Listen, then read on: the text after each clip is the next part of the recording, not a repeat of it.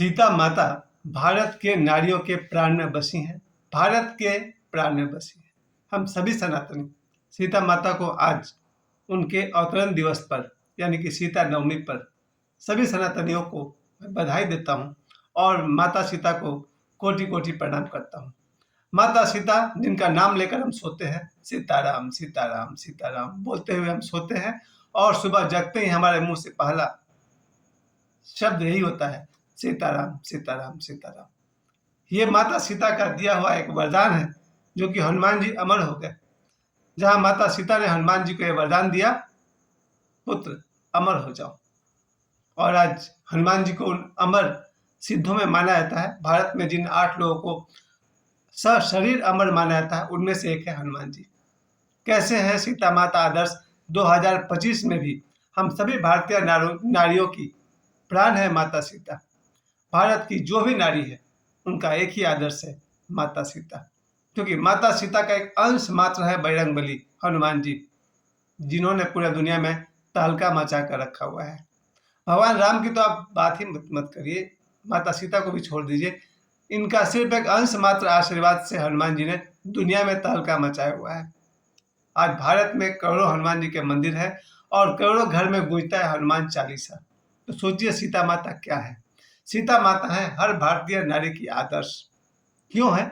शुरुआत में ही देखिए, जहां माता सीता, उन्हें युद्ध कला भी आता था, सुशिक्षित पढ़ी लिखी राजा जनक की पुत्री, जब वो भगवान शिव के धनुष को उठाकर यहाँ से वहां रखती थी सफाई के दौरान या फिर किसी भी काम से, तब राजा जनक को लगा कि इस शिव जी के धनुष को मेरे सिवा तो कोई उठा भी नहीं सकता है। मेरी पुत्री इसको उठा ले रही है, इसका मतलब इसके योग्य वर ही खोजना होगा।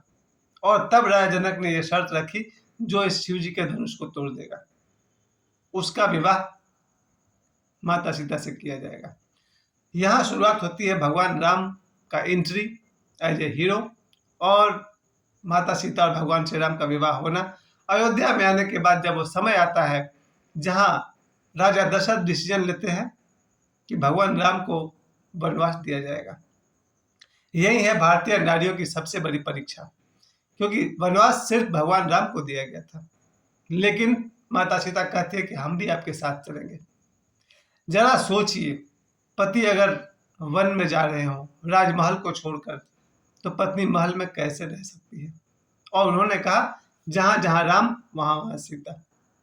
भगवान राम मना भी करते हैं कि नहीं, जंगल में बहुत सारे भयंकर जानवर है, जंगल के जंगली पेड़ है, बहुत कुछ उन्हें डराते हैं। फिर भी माता सीता कहती है जहां जहां आप होंगे वहां वहां हम होंगे।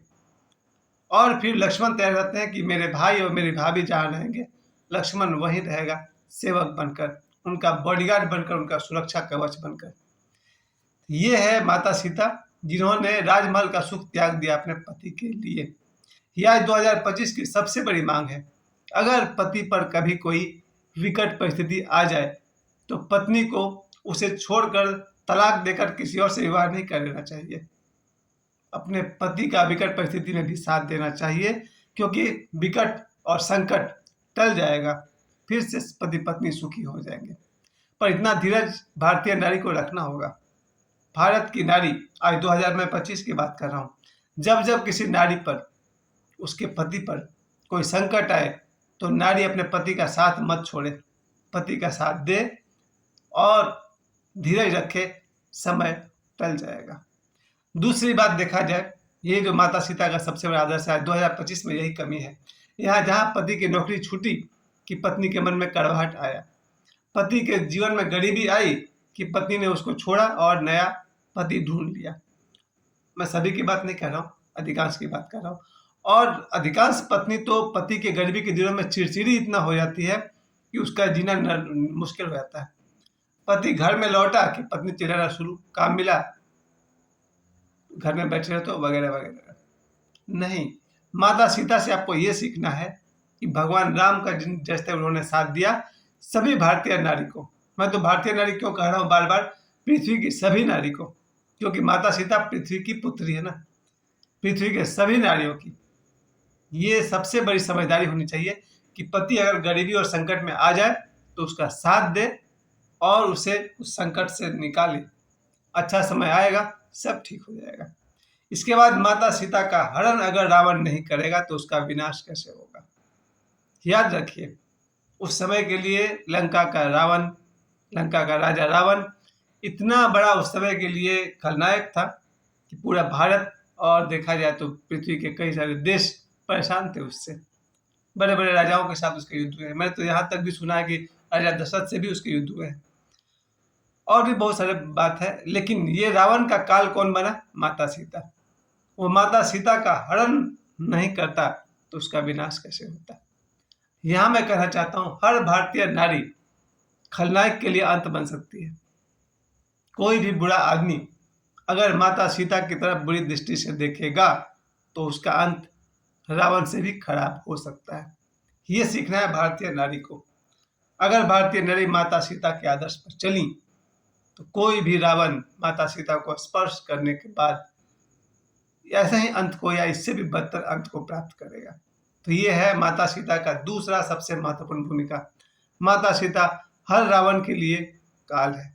आज अगर 2025 में कोई नारी माता सीता जैसी है तो फिर कोई भी रावण अपना विनाश को ही बुलाएगा जो उसकी तरफ कुदृष्टि से देखेगा।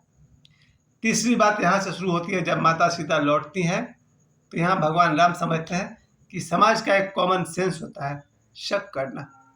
ये माता सीता जो है रावण के पास सदा कराई है, कहीं अपवित्र तो नहीं हो गई।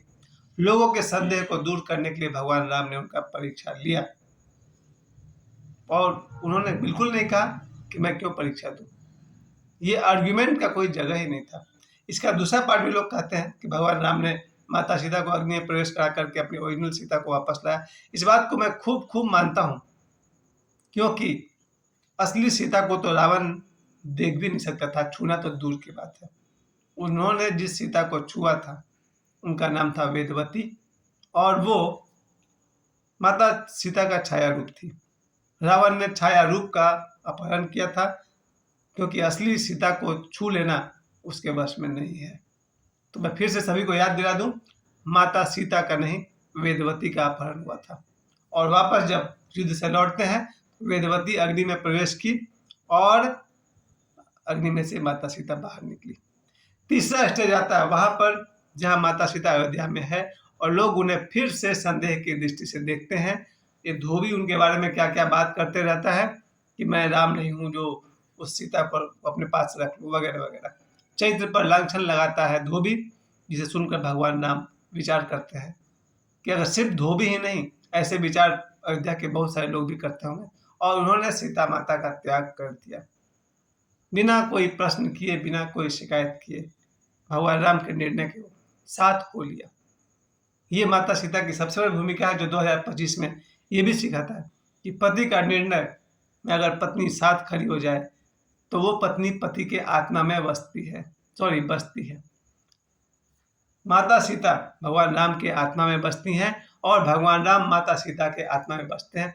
जहाँ जहाँ राम है वहीं वहीं सीता है और जहाँ जहाँ सीता है वहीं वहीं भगवान राम है। अगला अध्याय शुरू होता है जब माता सीता अपने दोनों बच्चों का पालन पोषण करती है, लव और कुश का। 2025 में गौर करिएगा, हर आदमी की मजबूरी है नौकरी करना। वो 8 घंटे 12 घंटे नौकरी करता है, इस बीच अपने बच्चों का पालन पोषण अगर भारतीय नारी माता सीता की तरह करे तो उनका बच्चा भी लव और कुश की तरह मेधावी होगा और भगवान राम के बराबर में टक्कर लेने वाला होगा, जैसा कि लिया था उसने। लव और कुश जो युद्ध करते हैं भगवान राम से।